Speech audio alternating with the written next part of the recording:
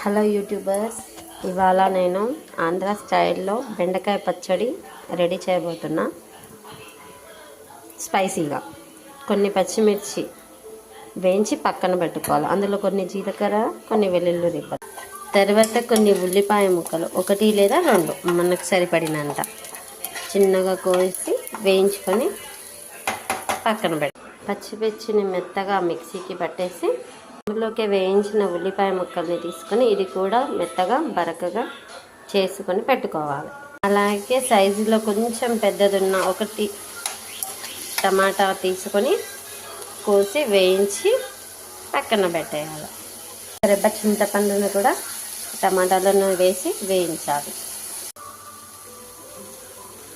ఇలా తోలు ఊడిపోయేంత వరకు మగ్గనియాలి.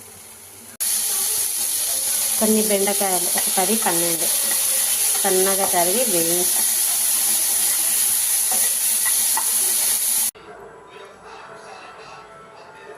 బెండకాయలు వేయించిన బెండకాయలు కూడా అందులోనే వేసి బరకగా మిక్సీకి పట్టుకోవాలి.